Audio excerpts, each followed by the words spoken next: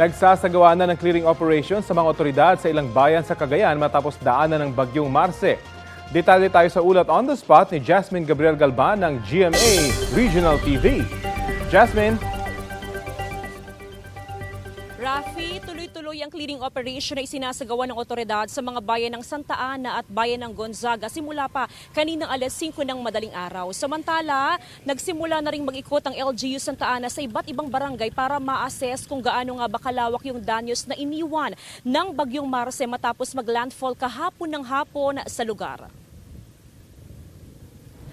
Napakaraming bahay ang nasira ng bagyong Marce. Bukod sa mga bahay, nasira rin ang ilang establishmento at maging gusali ng local government unit. May mga natumbang poste ng kuryente. Bunsod nito, posibleng matagalan pa bago maibalik ang supply ng kuryente sa iba't ibang mga bayan. As of 9 a.m., aabot na sa 13 mga bayan ang walang supply ng kuryente. Pahirapan na rin ang communication line sa ilang bayan gaya sa bayan ng Santa Ana, Calayan at maging sa may bahagi naman ng Sanchez Mira.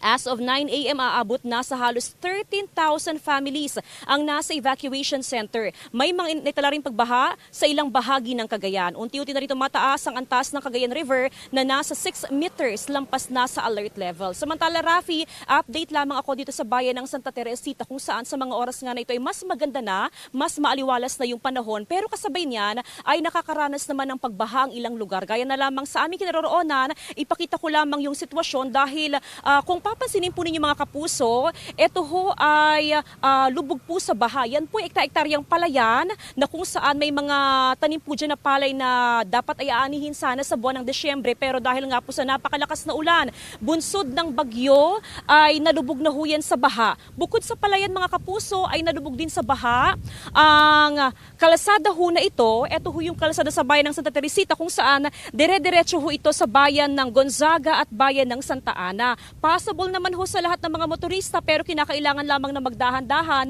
dahil medyo may kataasan pa nga po yung tubig dito sa lugar. Rafi? Jasmine, may mga lugar pa ba na hindi makontak sa mga oras na ito dyan sa Cagayan? Actually, Rafi, may mga bayan na kung saan talagang hindi. Like yung pinanggalingan namin sa bayan ng Santa Ana, Rafi, hindi kami makatawag, hindi rin kami matawagan. Sa bayan ng Calayan, hindi pa rin, kumbaga putol pa rin yung communication line doon. And sa may Sanchez Mira, may mga parts daw doon na kung saan ay talagang wala pang communication line. Base yan sa ating pakikipag-ugnayan sa PDRRMO Cagayan, Rafi. Nabanggit mo, Jasmine, yung Cagayan River, lagpas na dun sa alert level. Kapag tumaas pa yung water level, posible bang magpalikas ulit ng mga residente? Yes, Rafi, kung magtutuloy-tuloy yung pagtaas ng antas ng Cagayan River ay may possibility talaga na magpalikas pa ng mga residente, especially yung mga nakatira sa may Tuguegarao City dahil kapag lumampas sa 6 meters yung antas ng Cagayan River ay meron ng mga barangay doon na kung saan ay binabaha. Kaya naman ang ginagawa ng lokal na pamahalaan ay nagpapatupad ng preemptive evacuation kapag yung antas ng tubig ay unti-unti nang tumataas. So kung halimbawa, Rafi, na tuloy-tuloy yung pag-ulan upstream, asahan din na tataas pa yung antas ng tubig sa Cagayan River. Kumusta naman yung supply ng kuryente dyan sa Cagayan? Sa ngayon, Rafi, mas marami na yung bayan na walang supply ng kuryente.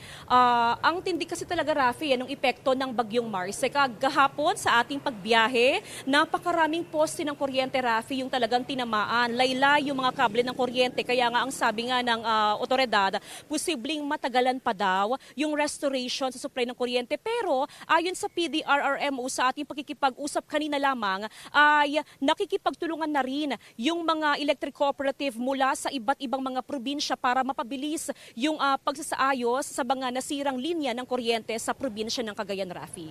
So bayanihan na para agad maibalik yung kuryente. Maraming salamat sa iyo at ingat pa rin kayo dyan. Jasmine Gabriel Galban ng GMA Regional TV.